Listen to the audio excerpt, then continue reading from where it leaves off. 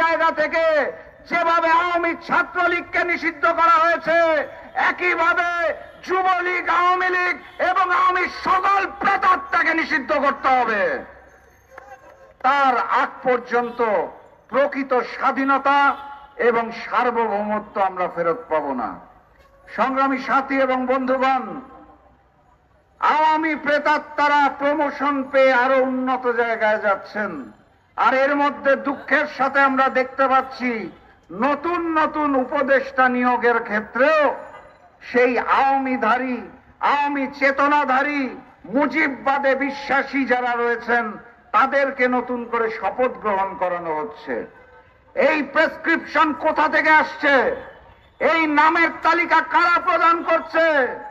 শেখ হাসিনা পালানোর পর আমরা একটি স্বাধীন এবং সার্বভৌম বাংলাদেশ চেয়েছিলাম। দিল্লি থেকে বসে শেখ হাসিনা যেই পরিকল্পনা করছেন, সেই পরিকল্পনায় রয়ের প্রেসক্রিপশনে বাংলাদেশে অন্তর্বর্তীকালীন সরকারে যাদের নিয়োগ দেওয়া হচ্ছে অবিলম্বে সেই নিয়োগ বাতিল করতে হবে। আমার সহযাত্রী ভাই ফারুক ভাই একটু আগে বলে গেছেন, আমরা প্রতিবাদ করছি। প্রতিবাদ এখানেই সীমাবদ্ধ নয়, যদি প্রয়োজন পড়ে তাহলে বাংলার তৌহিদি জনতা আবারও রাজপথে নামবে। ফ্যাসিস্ট শেখ হাসিনার বিরুদ্ধে যেভাবে দুর্বার আন্দোলন করা হয়েছে, এই অন্তর্বর্তীকালীন সরকার যদি স্বাধীনতা সার্বভৌমে বিশ্বাসী না হয় তাহলে আপনাদের বিরুদ্ধেও দুর্বার আন্দোলন গড়ে তোলা হবে। সংগ্রামী সাথী এবং বন্ধুগণ, কথাবার্তা পরিষ্কার, সকল জায়গা থেকে আওয়ামী প্রেতাত্মাদের অপসারণ করতে হবে। আমরা গণতান্ত্রিকামী রাজনৈতিক দলগুলো অন্তর্বর্তীকালীন সরকারকে বারবার অনুরোধ করছি, আপনারা একটি রোড ম্যাপ ঘোষণা করুন। কি সংস্কার করবেন, কেন সংস্কার করবেন, কাকে নিয়ে সংস্কার করবেন, কোন পদ্ধতিতে সংস্কার করবেন এবং সর্বশেষ কোন সংস্কারগুলো শেষ হওয়ার পর বাংলাদেশের গণতন্ত্র ফিরিয়ে দিবেন, সেই রোড ম্যাপ ঘোষণা করুন। ভাগ্যের নির্মম পরিহাস, অন্তর্বর্তীকালীন সরকারে যারা দায়িত্ব নিয়েছেন তারা বারবার তাদের বক্তব্যে বলেছেন আমাদের ভুল হলে ধরিয়ে দিবেন, আমাদেরকে পরামর্শ দিবেন, আমরা সকলে মিলে নতুন বাংলাদেশ গড়তে চাই।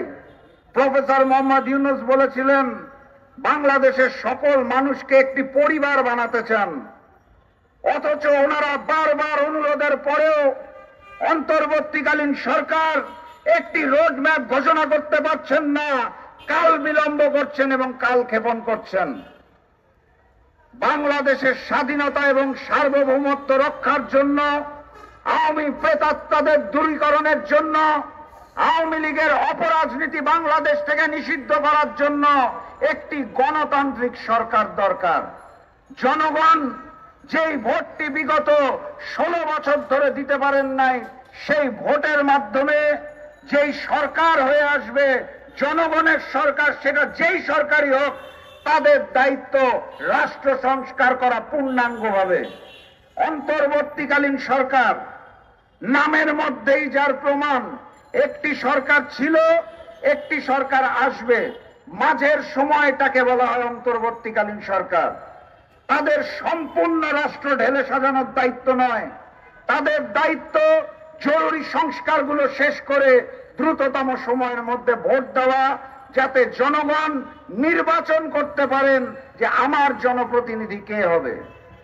তারা সেই রোডম্যাপ ঘোষণা না করে বাংলাদেশের স্বাধীনতা এবং সার্বভৌমত্বকে বিপন্ন করছেন। আওয়ামী প্রেসক্রিপশনে চলা শুরু করেছেন, দিল্লি রয়ের প্রেসক্রিপশনে চলা শুরু করেছেন। কথাবার্তা পরিষ্কার, দ্রুততম সময়ের মধ্যে রোডম্যাপ ঘোষণা করুন এবং বাংলাদেশের স্বাধীনতা সার্বভৌমত্ব ফিরিয়ে দিন। বক্তব্য দীর্ঘায়িত করব না, সর্বশেষ যেটা বলতে চাই, ওই যে ফ্যাসিস্ট শেখ হাসিনা ভারতে লুকিয়ে আছেন, ভারতেরও খুব কষ্ট হচ্ছে হাসিনাকে রাখতে। কূটনৈতিক পাসপোর্টে 45 দিনের বেশি রাখা যায় না। মিডিয়া মারফত শুনেছি বিভিন্ন দেশে আবেদন করে তিনি নাকি নিরাশ হয়েছেন, তাকে কেউ নিতে চায় না।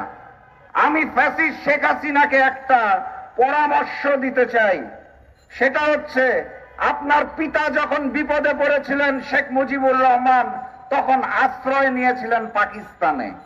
সেই পাকিস্তান তাকে হত্যা করে নাই, যুদ্ধের পরে সসম্মানে ফিরিয়ে দিয়েছেন। এবং যুদ্ধকালীন সেই 9 মাস শেখ পরিবার বাংলার মাটিতে বসে ওই পাকিস্তানের কাছ থেকে প্রতি মাসে ভাতা নিয়েছিলেন। ইতিহাস জেনে দেখুন। শেখ হাসিনাকে বলতে চাই, আপনি বরং পাকিস্তানে আবেদন করেন, আপনার নিরাপত্তা টাকা দিবে নাকি। পাকিস্তানে যে আশ্রয় নেওয়ার চেষ্টা করুন, দুনিয়ার কোন দেশ আপনাকে নিতে রাজি নয়। পাকিস্তানের পণ্যবাহী জাহাজ বাংলাদেশে এসেছে। আপনার যদি বেশি কষ্ট হয়, তাহলে ফ্যাসিবাদের পণ্য হিসেবে ওই পণ্যবাহী পাকিস্তানি জাহাজে আমরা আপনাকে পাকিস্তানে পাঠিয়ে দিতে রাজি আছি। আপনি পাকিস্তানে যে আশ্রয় নেন, কারণ বাংলার মাটিতে আপনাকে যেদিন পাওয়া হবে সেদিন বিচারের মাধ্যমে ইনশাআল্লাহ জনতার আদালতে ফাঁসি কাস্টে ঝুলানো হবে। আগামী দিনের সেই সুন্দর বাংলাদেশ, গণতান্ত্রিক বাংলাদেশের স্বপ্ন দেখে এই অন্তর্বর্তীকালীন সরকারকে আওয়ামী প্রেতাত্মা মুক্ত হওয়ার আহ্বান জানিয়ে আজকের মতো বিদায় নিচ্ছি। বিজয়ের পথযাত্রা শুরু, জীবন অথবা মৃত্যু। আসসালামু আলাইকুম। ভোটের অধিকার কেড়ে নেওয়া হয়েছিল।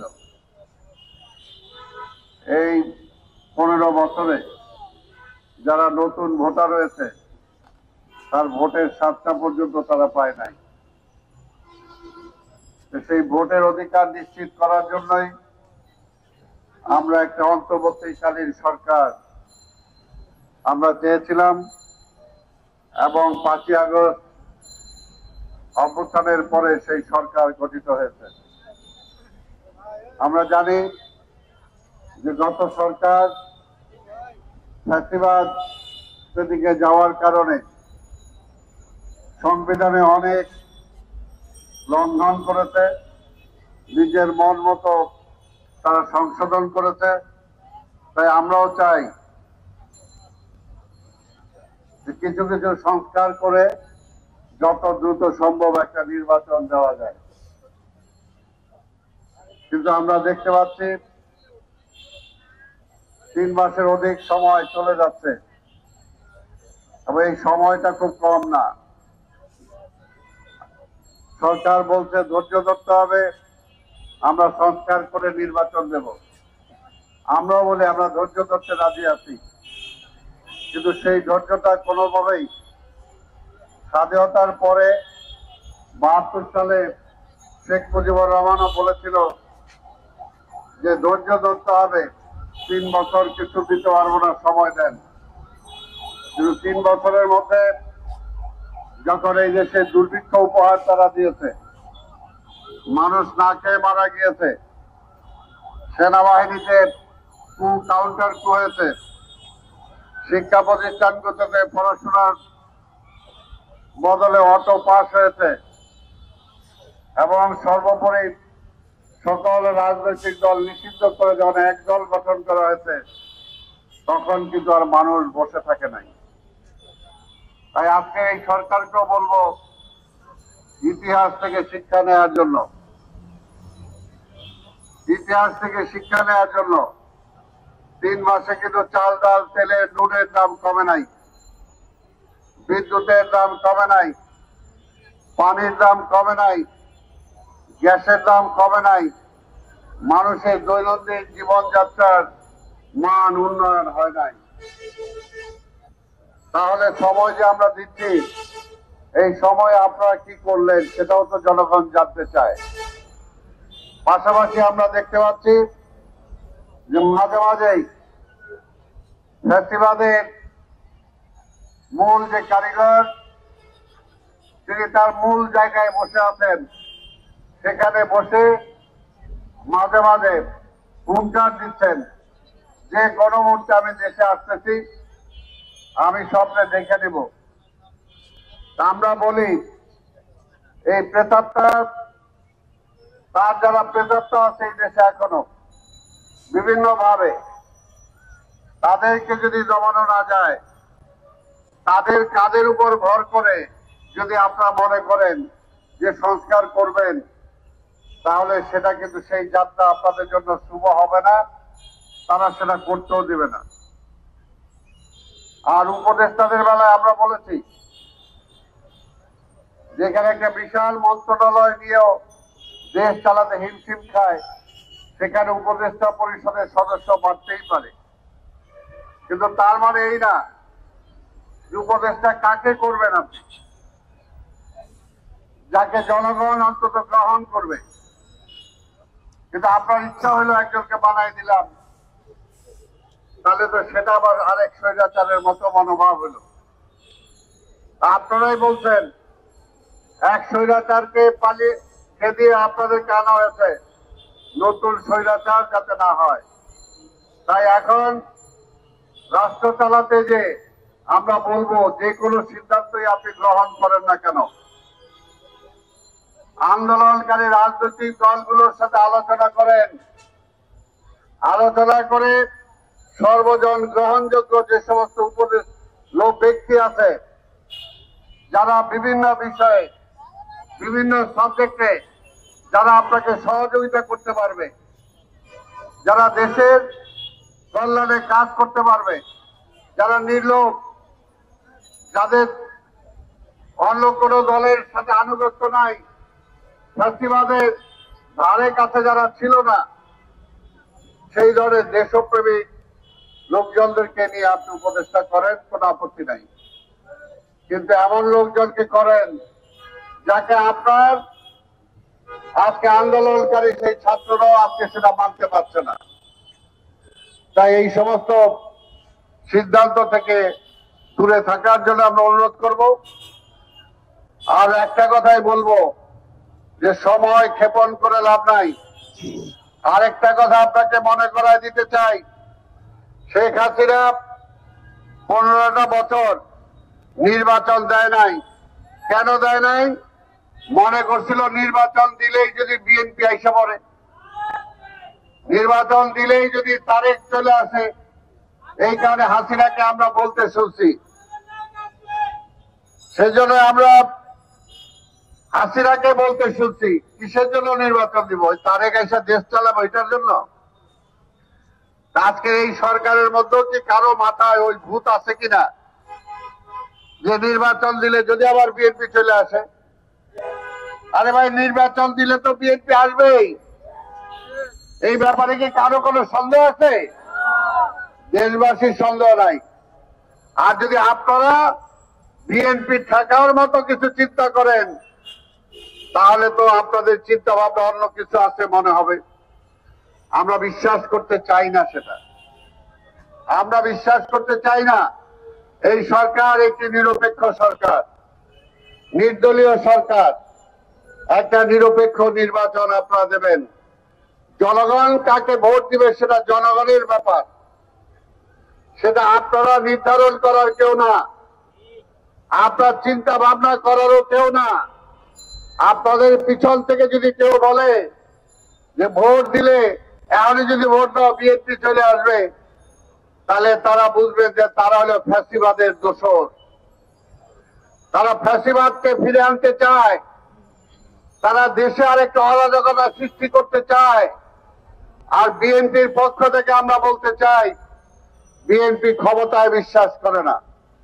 বিএনপি জনগণকে জনগণের হাতে জনগণের ক্ষমতা ফিরিয়ে দেওয়াতে বিশ্বাস করে। বিএনপি যদি ক্ষমতাই চাইতো, তাহলে 96 সালে বেগম খালেদা জিয়া প্রধানমন্ত্রী হয়ে যাওয়ার পরও প্রধানমন্ত্রিত্ব তিনি ছাড়তেন না।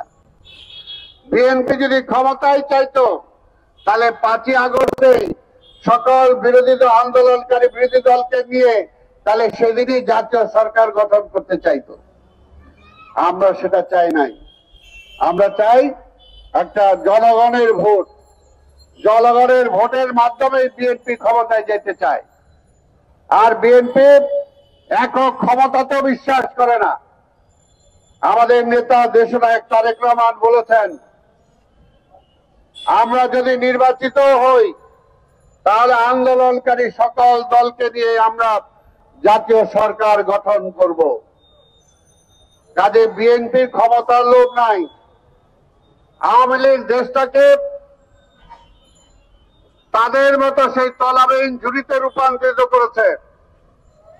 সমস্ত প্রতিষ্ঠান ধ্বংস করে দিয়ে গিয়েছে। কাজে এই দেশটাকে গড়ে তুলতে হলে জাতীয় ঐক্যের কোনো বিকল্প নাই। আর আধিপত্যবাদী শক্তিকে যদি ঠেকাতে হয় তাহলে আন্দোলনকারী সকল দল, যারা আমরা আন্দোলন করেছি, সকল দলকে ঐক্যবদ্ধ হয়ে নির্বাচন, ঐক্যবদ্ধ হয়ে সরকার গঠন করা ছাড়া কোনো বিকল্প নাই। এই দেশকে আমরা ভালোবাসি। স্বাধীনতার 52-53 বছর হয়েছে। বারবার কি আমরা খালি ভোটের অধিকারের জন্যই লড়াই করব? পাকিস্তানিরা ভোটের অধিকার দেয়নি বলে আন্দোলন করেছি, যুদ্ধ করেছি। আবার ভোটের অধিকার চলে গিয়েছিল বলে 90 সৃষ্টি হয়েছিল।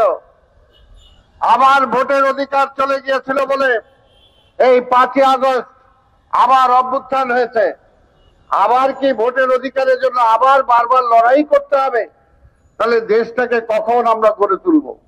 আমরা বিশ্বাস করি এই দেশের মানুষ, 18 কোটি মানুষ, এই দেশের একটা সম্পদ, এটা একটা বোঝা না।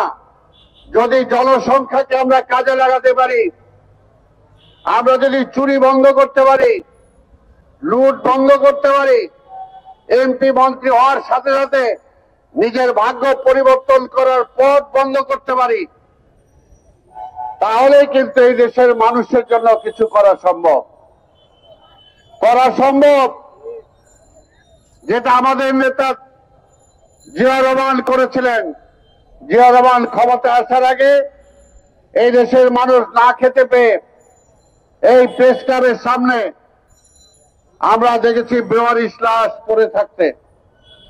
আমরা দেখেছি এই সচিবালয়ের সামনে, এই হোটেলগুলোর সামনে এখানে ডাস্টবিন ছিল, সেই ডাস্টবিন থেকে উচ্ছিষ্ট খাবার মানুষ আর কুকুর কিভাবে টানাটানি করেছে এই আওয়ামী লীগের আমলে।